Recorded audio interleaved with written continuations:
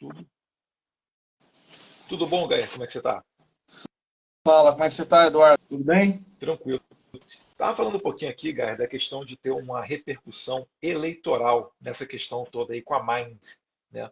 O que já se sabe, o que dá para extrair disso tudo, lembrando que o PT processou algumas dezenas de deputados e perfis de direita durante a campanha eleitoral, falando que eles estariam cometendo, né, uma fake news pré-ordenada.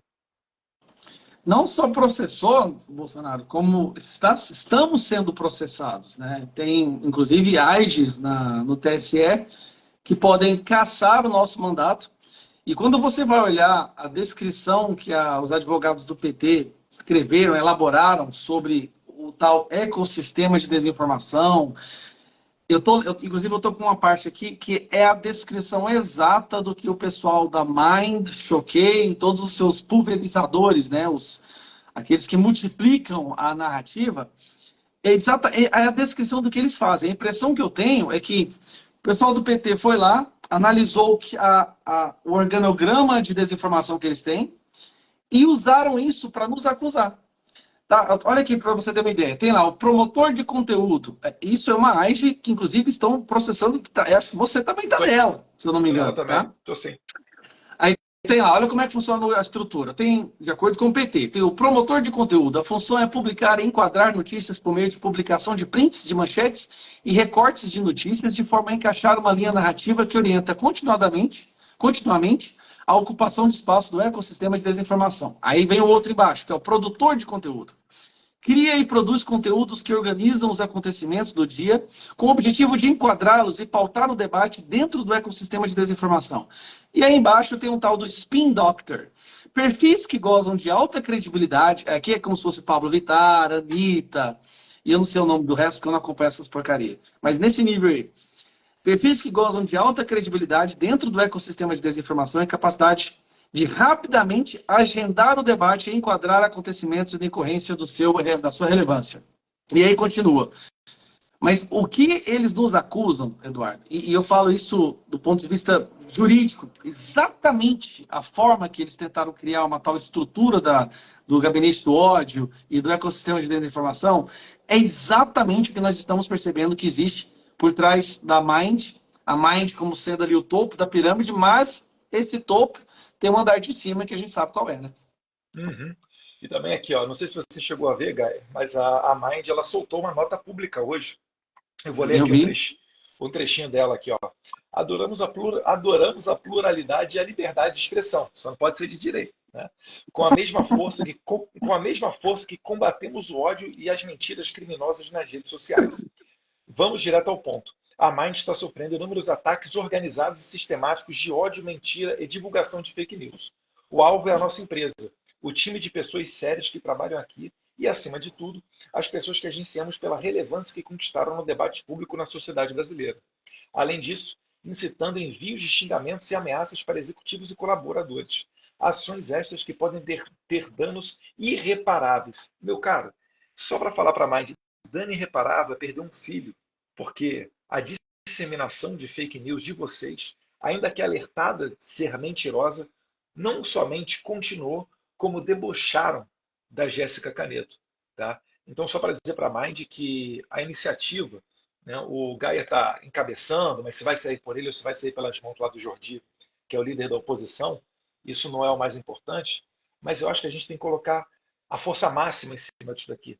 Não é um tema só eleitoral, não, gente. Isso aqui tem muita gente envolvida, tem muito dinheiro envolvido e merece uma atenção nossa. Antes de passar para o Gaia, já vou responder algumas perguntas que algumas pessoas estão fazendo. Eduardo, será que não corre o risco de se fazer uma CPI e, ainda que vocês consigam a assinatura e a instalação, ela não cair nas mãos do governo, não ter uma maioria do governo? Olha, isso pode até É. acontecer, mas vamos aos fatos. Hoje em dia, o Gaia relembrou aqui, ó, eu estou com ação no eleitoral, ele está com ação no eleitoral, acho que o Nicolas, vários outros estão com ação no eleitoral. O Jair Bolsonaro daqui a pouco finaliza esse inquérito aí chamado de milícia digital, vai chegar na STF, vai chegar na mão do PGR indicado pelo Lula, ou seja, a gente já não tem mais nada a perder nesse campo. Se a gente tiver a chance de expor e pautar o debate público, ainda que o relatório dessa CPI possa não ser dos melhores, eu acho que já vai valer muito a pena. Igual a CPMI. A CPMI do 8 de janeiro, que teve um relatório contrário àquilo que nós defendemos, né, a verdade dos fatos, mas que no decorrer dele, a gente teve várias vitórias. Eu me dizer, 95% dos dias de CPMI foram vitórias do nosso lado. E isso daí certamente contribuiu na exposição dos fatos para, no meu entendimento, soltar muita gente inocente que ali estava. Não sei se o Gaia vai concordar comigo aí nessa questão da CPI. Eu, inclusive, falo isso direto nos vídeos, quando eu vou responder um comentário, nos debates da questão, vocês perderam a CPMI, vocês foram enganados. Pelo contrário, eu não acho que ninguém ali foi ingênuo bastante para acreditar que alguma prova que fosse produzida pela CPMI pudesse gerar alguma prisão nesse sistema judiciário que nós temos no Brasil hoje. É muita ingenuidade achar que, por mais que nós mostremos a foto da pessoa com sangue na mão, a faca na mão, celebrando o assassinato, mesmo assim nós sabemos que a justiça hoje, a Suprema Corte Brasileira, não vai fazer nada contra essas pessoas. Mas mostrar que o gabinete do ódio realmente existe, é da esquerda, causou a morte de uma jovem, causa cancelamento todos os dias, é financiado com dinheiro público, já voltou a ser financiado agora pela Petrobras. Eu estava até olhando o contrato, uma coisa ridícula, que eu vou até falar sobre isso agora. Fará com que pelo menos nós, Eduardo, não sejamos tão perseguidos, ou que eles deem uma freada na perseguição de quem fala e defende a direita no Brasil.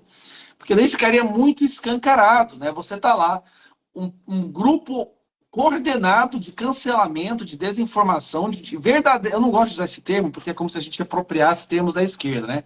Mas que realmente propaga o discurso de ódio. E aí, quando uma outra pessoa do outro espectro político fala algo que é criticado pela imprensa, essa pessoa tem que ser presa.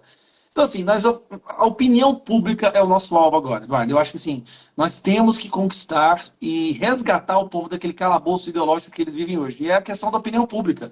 E daqui a algum tempo, quando nós tivermos uma maioria esmagadora do povo brasileiro resgatado desse calabouço ideológico, aí talvez sim nós possamos começar a agir de uma forma mais contundente.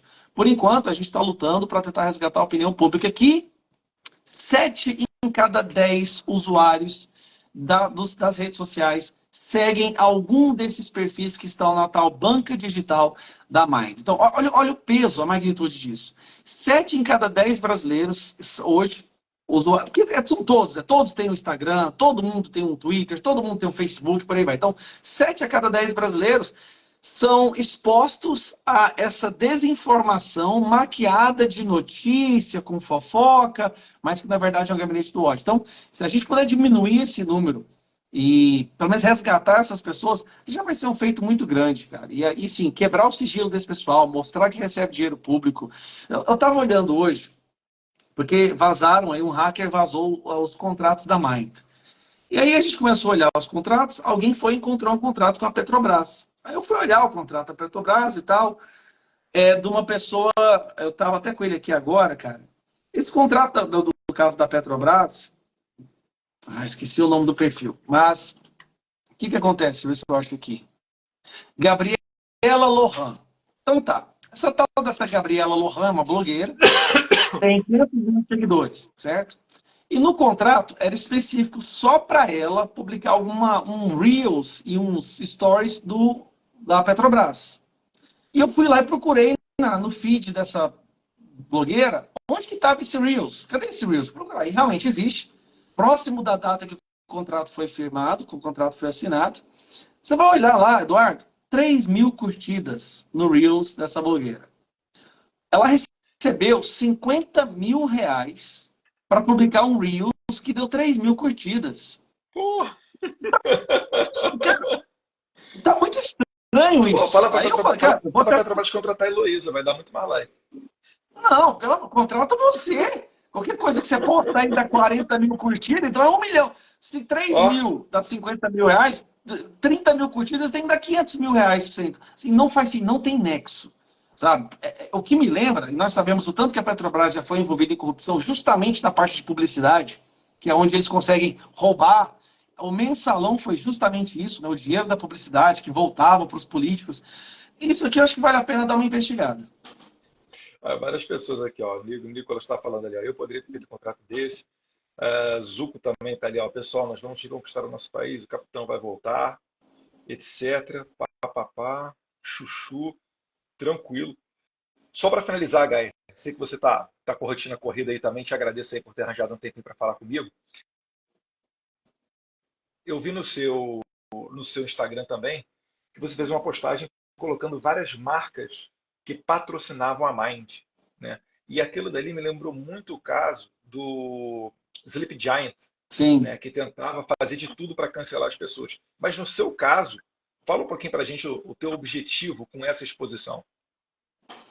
Primeiro, que outras marcas pensem duas vezes antes de colocar dinheiro nessa empresa que está diretamente relacionada com o sistema de desinformação, de ódio, com páginas de cancelamento, de destruição de reputação e que, inclusive, levou à morte de uma jovem que tinha a vida inteira pela frente. Então, assim, da mesma forma que eles fizeram conosco, eu acho que a gente tem o nosso direito também de instruir a população, de esclarecer, olha, tem marcas que estão financiando essa milícia digital. Então fiquem espertos, pensem duas vezes antes de usar um dos serviços ou adquirir um desses produtos que elas oferecem. Essas marcas que a gente publicou hoje foram as marcas que a gente viu nos contratos que a gente já deu uma olhada.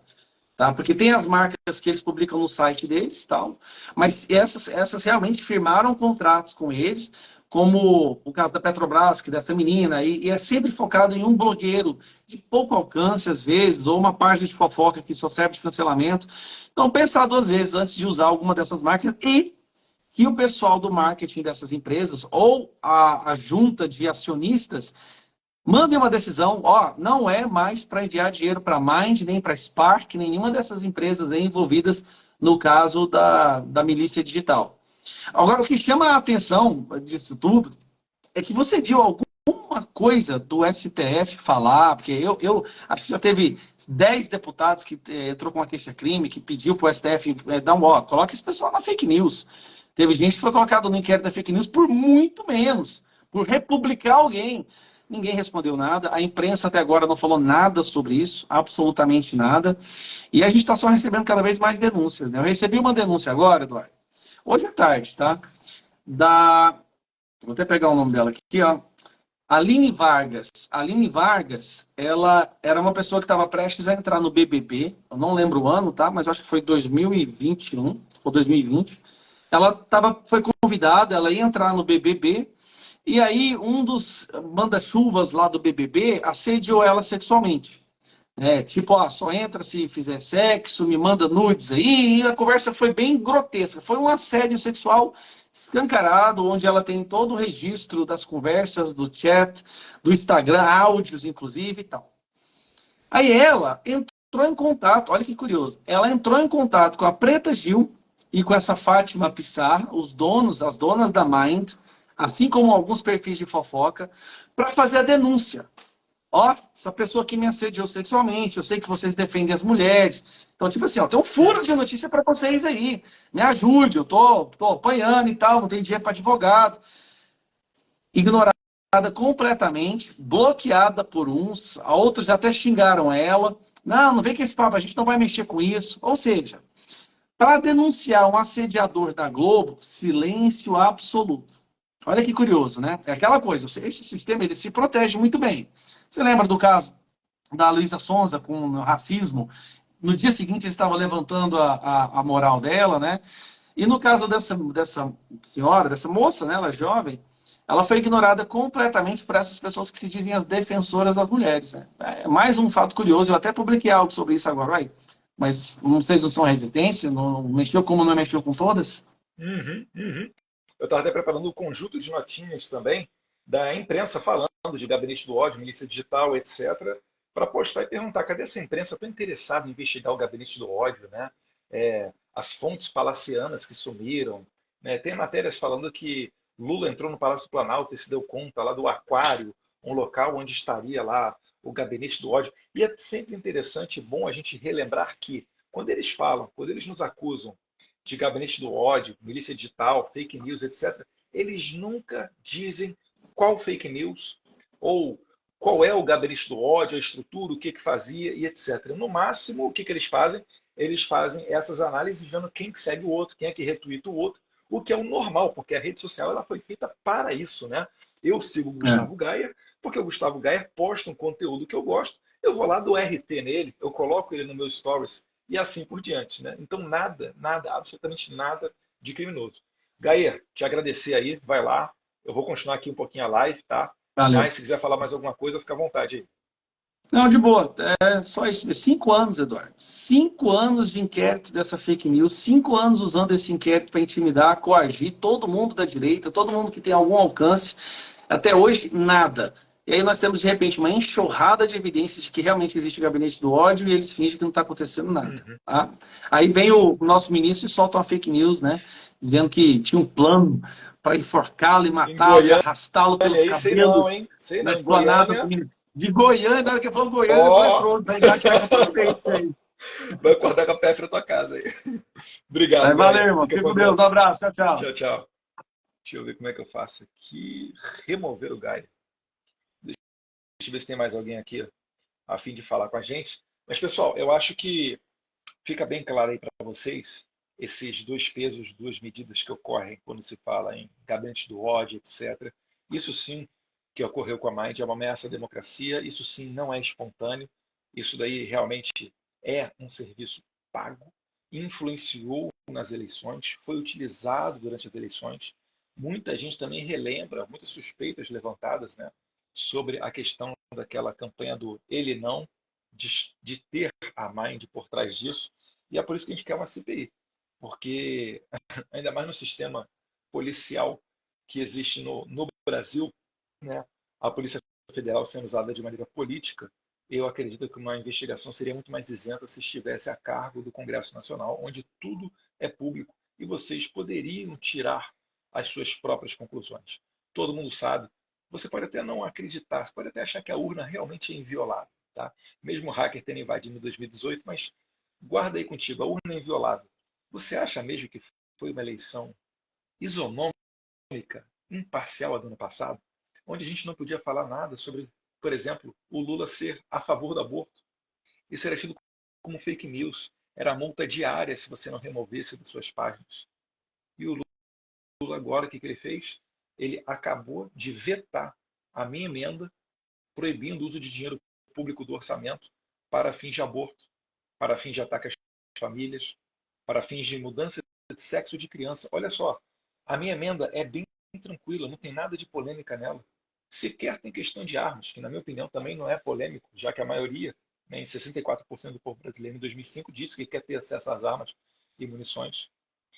A minha emenda falava de não usar dinheiro público para atacar a família tradicional, para não fazer mudança de sexo em crianças e adolescentes, normal, né? Se eles não respondem por crimes, o cara também não tem discernimento para saber se ele pode ou não cortar aquele negocinho lá dele, que esse sim é um dano irreversível, e também com relação a invasões de propriedades, sejam rurais ou urbanas, e a questão de usar dinheiro público para fins de aborto. Tranquilo, nada demais. Por que ele está vetando isso daí? Né? Isso é bom até você esfregar na cara do seu coleguinha cristão que votou no Lula. Né? Levar para a igreja e falar, olha aqui, ó, mostrar para vocês aqui o Lula que se diz contra o aborto. Olha aqui o que ele está fazendo. Beleza? Pessoal, vou ficando por aqui. Tá? A intenção dessa live é que realmente ela não fosse grande. Vamos ficar de olho. Ao que tudo indica, realmente a gente tem uma força para dar o pontapé inicial nessa CPI, que ficará dentro da Câmara dos Deputados. Não é uma CPI dentro do Senado, onde o governo Lula é mais forte. Vale lembrar que, por exemplo, a CPI do MST ela foi dentro da Câmara dos Deputados, onde a gente conseguiu colocar na presidência o Zuco e na relatoria o Ricardo Salles. Então, eu ficaria muito mais esperançoso de ter uma CPI muito mais justa dentro da Câmara, tá? Pelo menos nesse momento, nessa configuração dos membros de cada casa. E eu acho que a gente tem tudo aí para expor e frear esse ímpeto, esse desequilíbrio, esse sim, um linchamento virtual contra, não é só Bolsonaro não, contra vários conservadores. Gente que teve o canal do YouTube desmonetizado, propositalmente, porque era a única fonte de renda daquela pessoa, né? Desmonetizado pelo TSE. E agora, o que será que eles vão fazer? Vamos ver as cenas dos próximos capítulos. Um abraço, pessoal. Fique com Deus. Obrigado pela presença de todos vocês. Espalhe essa mensagem ao máximo possível. A gente está em recesso, mas a gente não vai parar até a gente retornar e conseguir botar para frente todas essas medidas. Fiquem com Deus.